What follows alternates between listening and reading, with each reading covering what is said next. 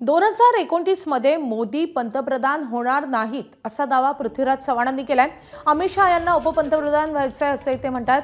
12 वर्षात मोदींनी काहीही केलं नाही, त्यामुळे सत्ता बदल होणार असंही ते म्हणतात।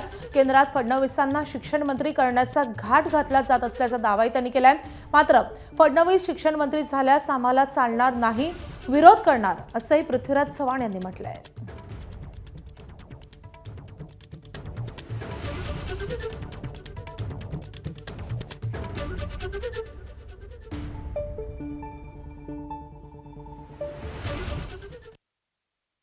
दोन 2024-29ला नरेंद्र मोदी हे पंतप्रधान असणार नाही। त्यामुळे ते दोन पर्याय आहेत।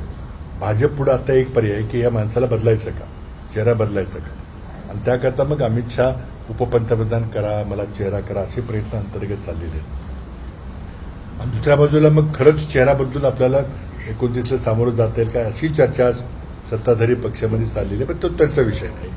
रात्री 12 वाजता त्यांना इंस्टाग्रामचे रील्स करावे लागले, युवकांना अपील करावे लागले। मोहन भागवतांना विशेष एक निमंत्रित करून एक युवकांच्यावर संवाद साधा लागला। किती तो कृत्रिम संवाद होता ते आपण सर्वांनी पाहिलं। पण त्यांनी आता काही होणार नाही। शिक्षण खातं हे पूर्ण वेळचं खातं आहे, हे काही पार्ट टाइम खातं नाही आहे। त्यामुळे मला खात्री आहे की लवकरच मोदी एक चांगला शिक्षण मंत्री देतील। निर्मला सीतारामन यांना द्यायचं असं काहीतरी मी चर्चा पेपरमध्ये वाचली। ज्या व्यक्तींनी भारताच्या अर्थव्यवस्थेचं वाटोळं केले त्याला तुम्ही ते शिक्षणाचं वाटोळं करायला देणार असला तर मग विद्यार्थी ते मान्य करणार नाही। दुसरी बातमी मी ऐकली की आपल्या महाराष्ट्राच्या मुख्यमंत्र्यांना बढती देऊन पाठवून चालेल। बढती दिली तर आमची काही हरकत नाही, त्यांना ती बढती वाटत नसेल, पण बढती झाली शेवटी घटनात्मक राज्यातनं मंत्री केंद्रात गेला तर ते बढतीच म्हटली पाहिजे। त्यांना जायचं की नाही मला माहिती नाही, पण ते आम्हाला मान्य नाही। एबीपी माझा, उघडा डोळे बघा नीट।